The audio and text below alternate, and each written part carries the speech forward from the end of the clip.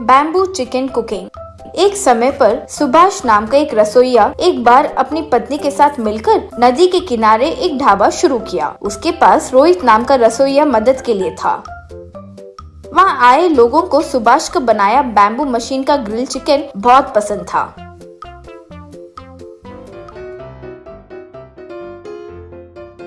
एक कस्टमर सुभाष से, सुभाष जी, ये नदी के किनारे ये ग्रिल चिकन खाने का मजा, वाह, अलग ही मजा है जी। ऊपर से ये बैम्बू मशीन का आइडिया बहुत अच्छा है जी, वाह। रोज रोज उस ढाबा पर ज्यादा लोग आने लगे। एक बार सुभाष के पास उसे मुर्गी सरफराह करने वाला मुर्गियों का व्यापार आकर, क्यों भाई सुभाष, दिन ब दिन आपका व्यापार बढ़ता ही जा रहा है। तुम्हें देखकर मेरा भी मन करता है कि ढाबा शुरू कर लो भाई, तुम सपोर्ट करोगे? श्रीमान, आप मुर्गियों का व्यापार कीजिए, वही आपके लिए सही है। यहाँ बहुत सारा काम होगा, वो सब मेहनत करना पड़ता है। वो मेहनत मैं कर लूंगा भाई, तुम बस वो बैम्बू मशीन बनाकर दे दो, बस बाकी का मैं चला लूंगा। माफ कीजिए भाई, बस वो एक चीज मत मांगिए, ये बैम्बू मशीन ही मेरा निवेश है। ठीक है, तो तुम मेरी मदद नहीं करोगे ये कह रहे हो, मैं देख लूंगा। अगले दिन वो एक ढाबा को सुभाष के ढाबे के सामने शुरू किया। वो देखकर सुभाष की पत्नी, ओ जी, अचानक ये मुर्गियों का व्यापारी ऐसे ढाबा को कैसे शुरू कर लिया? वैसे वो रसोइया है कौन? ये उन दोनों देख रहे थे कि इतने में अंदर से रोहित आते ही सुभाष और उसकी पत्नी देखकर दंग रह गए।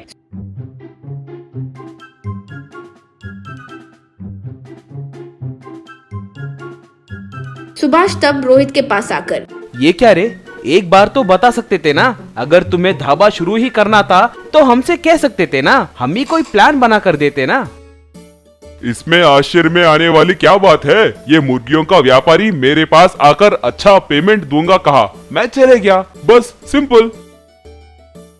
ठीक है रे, तुम जहाँ भी हो खुश रहो, कहकर चले गया। उस दिन से धीरे धीरे सुभाष के पास आए लोगों की संख्या कम होकर सब मुर्गियों के व्यापारी के ढाबा पर जाने लगे। एक दिन रोहित मुर्गियों के व्यापारी के पास जाकर, श्रीमान, मेरी सैलरी बढ़ाइए, मेरे वजह से आपका व्यापार अच्छा चल रहा है ना। क्या भाई, तुम्हारे वजह से मेरा व्यापार अच्छा चल रहा है? मेरी मुर्गियों को मैं बाहर 300 रुपए केजी में बेचता हूँ, लेकिन मुझे वो 100 रुपए में ही मिलते हैं, इसलिए हम ग्रिल चिकन का रेट इतना कम लगाए। सुभाष के ढाबे का रेट से यहाँ के ढाबे में चिकन रेट कम होने के कारण सब यहाँ आ रहे हैं। तुम्हारे वजह से संख्या बढ़ी है, ऐसे मत सोचो, ये याद रखो। रोहित को बहुत अपमानित महसूस हुआ, लेकिन क्या करे, वो समझ नहीं पाया तो वहाँ से चले गया। एक बार सुभाष परेशान बैठा था तो बेटी लक्ष्मी आकर, क्या हो पिताजी, क्यों इतने डल हो? सुभाष तब जो हुआ वो बताया। पिताजी, मुझे पूरी बात समझ आ गई, अब मैं ये संभाल लूंगी। अगले दिन एक स्पोर्ट्स कार में एक रिच फेलो मुर्गियों के व्यापारी के पास जाकर, हे लुक मैन, मैं यहाँ एक 5 स्टार होटल बनाने की सोच रहा हूँ, उसके लिए मुझे तुम्हारा सपोर्ट चाहिए। 5 स्टार होटल? यहाँ वो सब बेकार हो जाएगा जी, यहाँ कोई नहीं आता। नहीं, यहाँ रोहित नाम का कोई खाना बनाने वाला है, वो बहुत अच्छा बनाता है, सुना है, वो बहुत फेमस हो गया है। हमारे गांव में उस रोहित के बारे में ही बात करते हैं। वो बातें सुनकर रोहित वहाँ आकर, बताइए, मैं ही रोहित हूँ। अरे इसका उतना सीन नहीं है जी, बस एवरेज खाना बनाता है, शायद आपको कोई रॉन्ग इन्फॉर्मेशन दिया होगा। देखो रोहित, मैं तुम्हें महीने का 1 लाख तनख्वाह दूंगा, यही एक बड़ा सा 5 स्टार होटल बनाना चाहता हूँ, तुम संभल पाओगे? रोहित बिना एक क्षण सोचे, श्रीमान, मुझे 1 लाख दोगे तो होटल को पूरा मैं संभाल लूंगा। ये लो एडवांस, अब से तुम मेरे पास ही काम करोगे, कहकर पैसे दिया। मुर्गियों का व्यापारी क्या करे समझ नहीं पाया। मुर्गियों का व्यापारी कई खाना बनाने वाले को लेकर आया, लेकिन कोई भी ठीक से खाना नहीं बनाने के कारण व्यापार ठीक से नहीं चला, तो वो ढाबा को बंद कर दिया। शहर में वो रिच फेलो लक्ष्मी को, सुभाष को रोहित के पास लेकर आया। रोहित उन तीनों को देखकर पूरा प्लान समझकर, ओ सुभाष, क्या प्लान बनाए, वाह, आखिरकार मुझसे होटल बनवा रहे हो, मुझ पर विश्वास करने के लिए बहुत बहुत शुक्रिया। तब से रोहित उस 5 स्टार होटल में अच्छे से व्यापार करके जीने लगा। गरीब का मैजिकल सूटकेस रेस्टोरेशन। चिन्नी 9 साल की बच्ची थी। चिन्नी के पिता रोज मजदूरी करते थे। वो काम करके कमाए पैसे उसके परिवार के लिए जीने के लिए सिर्फ काफी था। लेकिन बहुत मेहनत करने के बावजूद चिन्नी के पिता उसे पढ़ाना चाहते थे, इसीलिए उस गांव के म्युनिसिपल स्कूल में उसे भर्ती करवाए। एक दिन चिन्नी की माँ अनुसुईया बिस्तर पर लेटकर धीरे से आवाज दे रही थी। वो देखकर चिन्नी, माँ क्या हुआ माँ, क्यों आवाज कर रही हो, बुखार आया है क्या? यूं कहकर माँ के सर पर हाथ लगाकर, बाप रे बहुत गर्म है माँ। हाँ बेटी बुखार आया है, वो अपने आप कम हो जाएगा, तुम स्कूल जाओ। कह तो रही थी लेकिन फिर भी काम से जा रही थी। फिर पिताजी आपको डॉक्टर के पास नहीं लेके गए? पिताजी को अर्जेंट काम आ गया तो वो शहर गए हैं बेटी, 2 दिन के बाद आ जाएंगे। मुझे बहुत कमजोरी हो रही है बेटी, बाहर नहीं जा सकती। कहकर तकिए के पास रखा 10 रुपए चिन्नी को देकर चिन्नी, बगल वाले गली में मेडिकल शॉप जाकर बुखार की दवाई लाकर दोगी?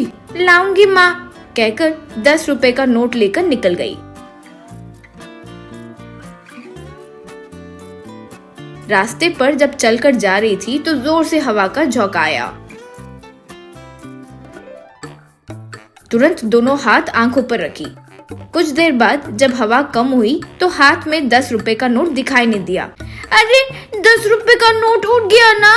यूं घबराते हुए आसपास ढूंढ रही थी तो उसे खाली जगह पर म्युनिसिपालिटी का कचरा कुंडी नजर आया। तुरंत उसने सोचा शायद वो कचरे में हवा की वजह से उठकर चला गया होगा और कचरे कुंडी में ढूंढने लगी। कुछ देर बाद 10 रुपए का नोट उसे दिखाई दिया। अम्मैया कहकर ध्यान से उसे हाथ में ली और कचरा कुंडी से बाहर चलकर आ रही थी। तब उसके पैर पर कुछ चीज लगी। उसने देखा तो वो एक पुराना सूटकेस था। उसे लेकर इधर उधर घुमाकर देखी और शायद ये किसी का काम का नहीं होगा तो किसी ने फेंक दिया होगा। मेरा स्कूल बैग बहुत पुराना होकर फट गया है ना, ये स्कूल बैग मेरे बुक्स रखने के लिए अच्छा है। सोचकर लॉक खोलने की कोशिश की लेकिन वो खुला नहीं। बहुत पुराना होगा ये सोचकर उसे पकड़कर घर लाई। माँ के पास आकर ये लो माँ बुखार की दवाई, कहकर हाथ में दवाई दी। अनुसुईया चिन्नी के हाथ में सूटकेस देखकर, वो क्या है, किसने दिया? किसी ने नहीं दिया माँ, गली में कचरे में पड़ा था तो बुक्स डालने के लिए लेकर आई। बहुत वजन है माँ, ठीक है आप सो जाओ, कहकर नीचे बैठकर ये बिल्कुल नहीं खुल रहा है, इसे ठीक करना होगा सोचकर अंदर जाकर पत्थर और हथौड़ा लाकर बैठकर कुछ देर उसे मारकर उसे कुछ लगाकर सूटकेस के लॉक के ऊपर हथौड़े से मारते ही सूटकेस खुल गया।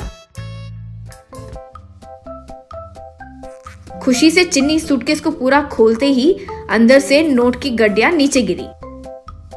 चिन्नी चौंक गई। माँ पैसे पैसे, सूटकेस में बहुत सारे पैसे माँ। कंबल ओढ़कर सोई हुई अनुसुईया चिन्नी के पुकार सुनकर जाग गई और पैसे देखकर बाप रे बाप इतने सारे पैसे, कहकर दिल पर हाथ रखी। पिताजी के आने के बाद ये पैसे देखकर खुश हो जाएंगे। पिताजी हमेशा पैसे कमाकर लॉरी चलाना चाहते थे ना, इन पैसों को पिताजी को दे देंगे माँ। चिन्नी गलत है, हमें वो पैसे नहीं इस्तेमाल करना चाहिए। पिताजी भी किसी और के पैसे नहीं छुएंगे, बेचारे शायद कोई गलती से इसे फेंक दिए होंगे। ये पैसे को उन्हें लौटाना होगा। किसने फेंका या खोया है ये हमें कैसे पता होगा माँ? उस सूटकेस को यहाँ लाओ, एक और बार ढूंढेंगे, शायद कोई एड्रेस मिल जाए, कहकर सूटकेस खोलकर अंदर ढूंढकर इस सूटकेस में एक पेपर का टुकड़ा भी नहीं है, कहकर नीचे गिरे सारे पैसे सूटकेस में डालकर पिताजी गांव से आए, जब तक हम इतने सारे पैसे हमारे पास रखे तो खतरा हो सकता है। तुम्हें काम करूंगी माँ, क्या करना है? इस सूटकेस को ध्यान से ले जाकर तुम्हारे स्कूल के रास्ते पर जो पुलिस स्टेशन है वहाँ एक इंस्पेक्टर होंगे, जो हुआ वो सब उन्हें बताकर ये सूटकेस उन्हें दे दो, बोली खांसते हुए कमजोरी से। माँ पुलिस वालों के पास जाना होगा, यूं डरते हुए बोली अनुसुईया मुश्किल से सांस लेते हुए। क्यों चिन्नी, ऐसे डरना नहीं चाहिए, पुलिस वाले अच्छे लोग हैं, सबकी मदद करने के लिए ही वो होते हैं, जल्दी ले जाकर उन्हें दे दो, चिन्नी वो सूटकेस लेकर निकल पड़ी। छोटी सी गली में चल रही थी। सूटकेस वजन होने के कारण बीच बीच में उसे नीचे रखकर हाथ बदलते हुए चल रही थी। कुछ देर जाने के बाद गली के कोने में एक पान की दुकान पर खड़ा एक राउडी चिन्नी के हाथ में सूटकेस को देखकर उस दुकान से एक चॉकलेट लाकर चिन्नी के पास आकर, बेटी ये लो चॉकलेट खाओ। चिन्नी चलते हुए, चॉकलेट? आप कौन हो? मुझे क्यों चॉकलेट दे रहे हो? वैसे अनजान लोगों का कुछ भी दिया नहीं लेना चाहिए, यूँ मेरी माँ ने बताया है। अरे तुम्हारे माँ ने तुम्हें नहीं बताया? मैं आपके चाचा के बेटा हूँ। अभी बस से उतरकर तुम्हारे घर आ रहा था तो तुम दिखाई दिए। मैं तुम्हारा भाई लगता हूँ। आज मेरा बर्थडे है, तुम ये लेकर खाई तो खुशी होगी। वो यूँ कहते ही सूटकेस को नीचे रखकर चॉकलेट खाते हुए उसका कवर निकाल रही थी। वो राउडी फट से नीचे रखे सूटकेस को लेकर भाग गया। चोर चोर, मेरा सूटकेस, पैसे पैसे, यूं चिल्लाई। ठीक उसी समय कार में आ रहा एक 50 साल का आदमी कार को तेजी से भगाकर उस राउडी के पास रोककर कार से उतरकर उसे दोनों गाल पर पीटकर, रास्केल, छोटी बच्ची का सूटकेस चुराओगे? कहकर उसके हाथ से सूटकेस लेकर उसे मारा। वो राउडी भागकर निकल गया। रास्केल बचकर भाग गया। कहकर वहाँ आई चिन्नी को सूटकेस देकर, क्यों बेटी, रोड पर अकेली जा रही हो तो ध्यान से रहना चाहिए ना माँ। चलो तुम्हारे घर तक छोड़ता हूँ। कहाँ है तुम्हारा घर? मैं अभी घर नहीं जा रही हूँ, पुलिस स्टेशन जा रही हूँ। वो आश्चर्य से, क्यों बेटी, उस रौडी को मारा ना, वो भाग भी गया, अब क्यों पुलिस स्टेशन जाना है? ये सूटकेस इंस्पेक्टर को देना है, ऐसे मेरी माँ ने कहा है। वो सूटकेस को अच्छे से देखकर, अरे ये तो मैं हफ्ते पहले खोया हुआ सूटकेस है। चिन्नी आश्चर्य से, ये आपका है अंकल? मुझे कचरा कुंडी में मिला, लेकिन मेरी माँ ने कहा है इसीलिए इस सूटकेस को इंस्पेक्टर को ही देना होगा। आप उनसे ले लीजिए अंकल। छोटी बच्ची हो लेकिन एकदम सही बात बोली बेटी। चलो इंस्पेक्टर के पास जाएंगे, वहाँ ये मेरा सूटकेस ही है, ये साबित करके उनके हाथ से ही मैं ले लूंगा बेटी। पुलिस स्टेशन में इंस्पेक्टर को सूटकेस देकर, ये मुझे कचरा कुंडी में मिला इंस्पेक्टर, मेरी माँ ने इसे आपको देने कहा। रास्ते पर मुझे धोखा देने वाले राउडी को ये अंकल मारकर ये सूटकेस को फिर से मुझे देकर ये उन्हीं का खोया हुआ सूटकेस है, यूं बोले। ये लड़की जो बोल रही है वो सच है इंस्पेक्टर। मेरा नाम के विश्वनाथ है, हाई कोर्ट का लॉयर हूँ। एक हफ्ते पहले मैं इस गांव से राजधानी के लिए जा रहा था तो कार के डिक्की से शायद गलती से गिर गया होगा। ये पुराना सूटकेस को शायद रास्ते पर लोगों ने सोचा कि काम नहीं आएगा, इसीलिए कचरा कुंडी में डाल दिए होंगे। इसमें 3 लाख है, मेरा खोया हुआ सूटकेस है ये देखिए मेरा पहचान पत्र। ये सूटकेस के अंदर नीचे, उसके नीचे कपड़े पर विश्वनाथ के यूं लिखा होगा, देखिए। इंस्पेक्टर सूटकेस के अंदर देखकर, ये आप ही का सूटकेस है, कहकर उन्हें वो सौंप दिया। मैं इस लड़की के घर इसे छोड़कर जाता हूँ, कहकर चिन्नी को कार में बिठाकर चिन्नी के घर गया। अंदर जाकर अनुसुईया से, आपकी बेटी चिन्नी वेरी ब्रिलियंट गर्ल है। चिन्नी को आगे की पढ़ाई मैं कराऊंगा, कुछ मत सोचकर ये 1 लाख आप रख लीजिए। मैं अब तब आकर चिन्नी से मिलता रहूंगा, कहकर चले गया। अनुसुईया चिन्नी को पास लाकर उसे पप्पी दी।